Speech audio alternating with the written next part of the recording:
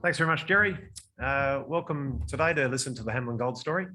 Today I'm going to tell you a bit about who we are, why we think we might be sitting on the next great thing up in the Tanami, and how we're going about our exploration in this underexplored and very prospective part of the world. For those of you who haven't had the opportunity to drive down the Tanami Highway, or you don't watch Outback Truckers, this is the Tanami. It's basically a pretty flat, featureless part of the planet. A lot of sand cover. It sort of masks what is a very, very exciting geology under this thin sand cover. And our job is to find out what's under that.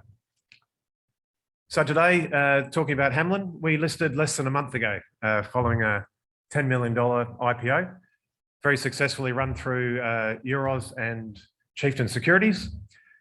We have raised that money to fund the 100% owned West Tanami project. It's a belt scale opportunity, over 2,200 square kilometres of contiguous tenements. We have numerous untested drill targets and open areas undercover. And what we've done is we've pulled apart and learnt a lot from what's going on with our neighbour. A lot of what juniors do is they look at the projects and the deposits around their prospects and try and learn, so we don't learn the same mistakes or don't do the same mistakes, but also learn the key understandings of what it takes to make a deposit in your area. And we've done a lot of that work looking at Newmont's true tier one globally significant discovery in the Northern Territory side of the Tanami. We've assembled a great team, real clear strategy and focus, and I'll tell you a bit about what we're up to. So the company joining me on the board is Justin Osborne. We're both geologists, both started our careers in Western mining. Justin went on to work for Goldfields for a number of years, and more recently worked as executive director for Gold Road. So he took Gold Road from a discovery hole, a $6 million company, through to what it is today, a $1.2 billion producer. And he's pretty keen to do that again with Hamelin. Will Robinson joins us as chairman, 15-year experience as managing director of Encounter Resources, also past president of AMIC for a number of years, 10 years. And lawyer Philip Crutchfield, Melbourne-based barrister, ex-chairman of Zipco. So we've got a lot of corporate experience on our board, and for a junior, a well-balanced commercial and technical team.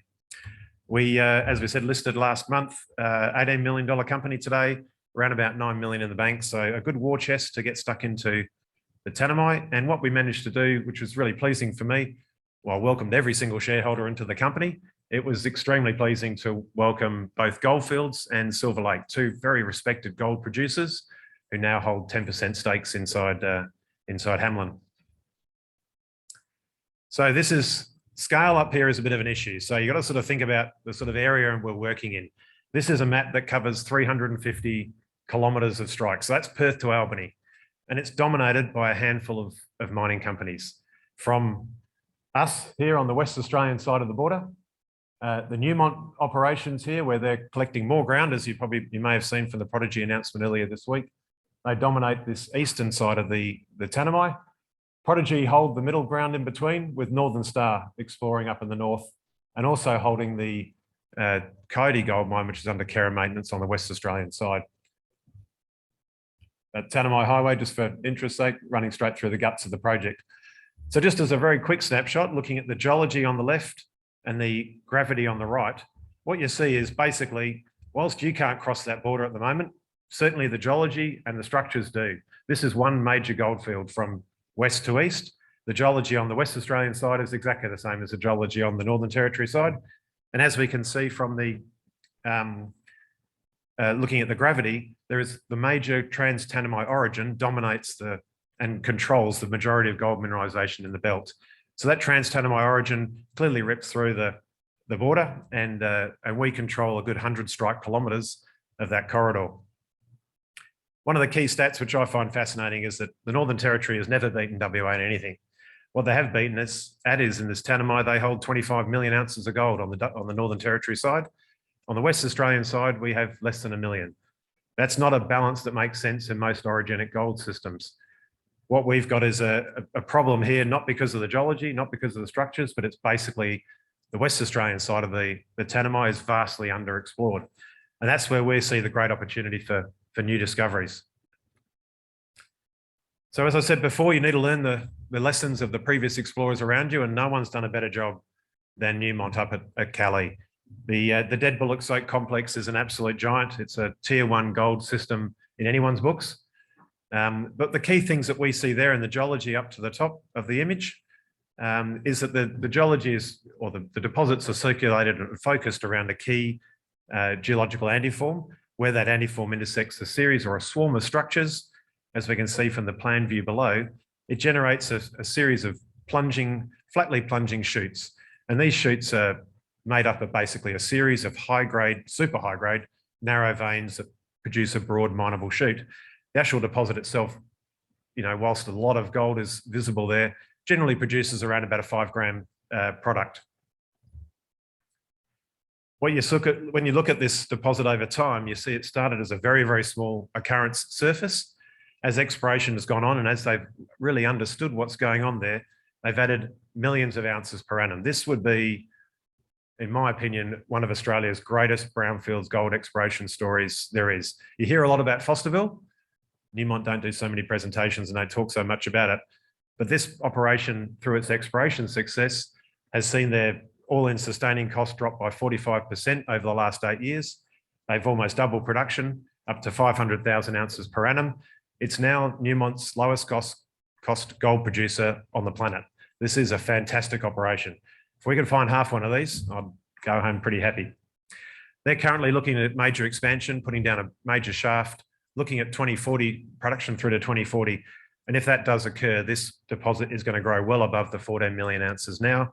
And it may quite easily get through 20 in a short period of time. So what lessons can we learn from this great deposit? Well, you look at the near surface drilling in the early days. Like, what does the footprint look like when you drill 5-meter holes over this deposit? And what you see is this is about a 3-kilometer long 0.1 gram per ton gold plume over this deposit. But what's fascinating is that deposit or the anomaly that extends over the 3 kilometers, as you go further west and go undercover, that shallow drilling becomes basically ineffective. Now, most of the gold in the whole Kali system sits right underneath here. But if your cover gets too deep, that shallow drilling becomes ineffective. Remember that story when we start talking about what we're doing on the West Australian side of the border. And if we start seeing this sort of stuff in the drill core, I think things will be pretty happy. But that's what the deposit looks like. It's a swarm of these narrow veins of high-grade gold. As you bulk it out, it produces the ore shoots. So one of the key lessons here, you need to know your regolith and you need to know how to assess previous exploration to see if it's been effective. The other key thing, looking at that early geology map, is you need to understand the geological architecture and the structural architecture, like the orientation of the structures that are hosting the gold and how they interplay with your geology to produce the high-grade shoots. So if you don't know which way your geology is dipping, which way your structures are going, you're going to be shooting in the dark when you do deeper drilling. That's also another key thing to remember as we go forward. So from those lessons learnt, you then look at, well, I didn't draw this section, I just traced it over a Newmont cross section. So that's what Kali actually looks like. Those blue lines are the mineralized structures. The black lines show the strong antiformal nature of the folding there. Where they intersect, those high-grade red shoots are developed. And they're generally fairly flat plunging shoots. If they come to surface, they're quite narrow, 10, 15 meters wide. This area is stripped. If you just do shallow drilling, you might be lucky and get the odd high-grade hit. But what you see is that broad plume that we showed in the geochemistry. If you bury that same system by 20 meters or 30 meters, all you're going to see is the smoke. You're going to see the arsenic, you're going to see the gold. You might see a bit of bismuth in the system, but may not see that high-grade gold if you just drill shallow. Let's have now a look at what's going on the WA side.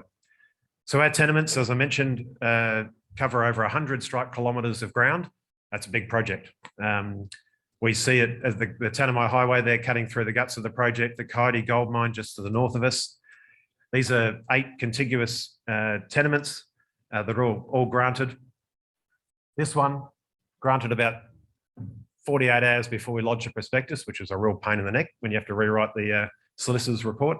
But fantastic to get that area granted, and which hosts one of the main key projects on the project. So let's have a look at what's been done in the past. So what sort of level of maturity is this exploration opportunity? You dump all the drill holes ever drilled on this project and you can see there's certainly large areas that haven't seen any exploration. But you look at that map and say it's been drilled to buggery. Well, take away every hole drilled deeper than 100 metres, which is sort of an indication of how sort of mature the exploration is. And we generally focus onto very small areas that have been drilled to any depth at all. In fact, when you look back at the exploration history, the exploration work here has been dominated by shallow drilling. So we've inherited a two-dimensional geochemical database that's been quite successful at identifying some pretty key anomalies, but in a lot of areas it's been ineffective. We picked up this project as part of a project generation exercise with Newcrest inside Encounter. Newcrest then took it through to joint venture, had it under their management for 3 years and spent near on $5 million on the project, doing the land access, getting the heritage agreements and surveys completed, doing a major airborne magnetic survey, and did basically one short campaign of broad-spaced RC drilling.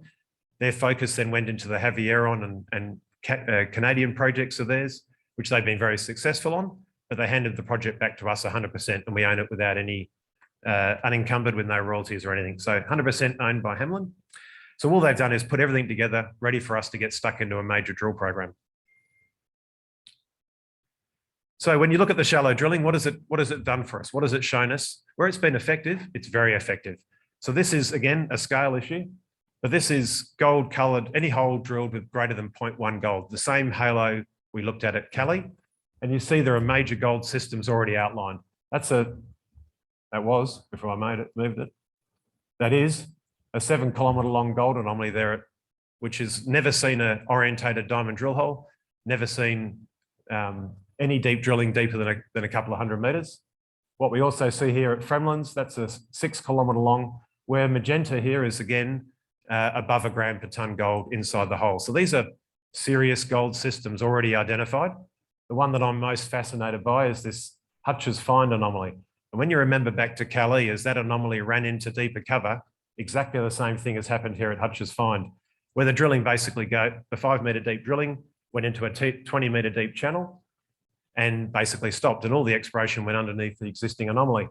Interestingly, one of the last lines of drilling where they did do some diamond drilling here, they've intersected 10 metres at 5 grams gold. Shows that the system can produce ore grade. Equally nice intersection at Camel was the very last drill hole drilled on the project by the previous explorers, 7 metres at 3, showing again that completely open, nothing along strike or down dip.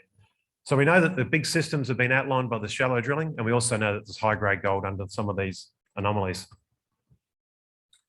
So one of the things we're very, very keen to do is finish the basic data set collection. So last week we flew an airborne magnetic survey, which was for the first time, we've now got detailed magnetics across an orogenic gold belt that's got a near on 20 million ounce gold system in it, and there's never been detailed mags put together for this whole area. So this is a base data set. You can see a lot of detail, a lot of structure and sort of fold patterns you want to be looking at for these gold systems. And again, given you can see them on a 100 strike kilometre map, when you zoom in, you can see them even better.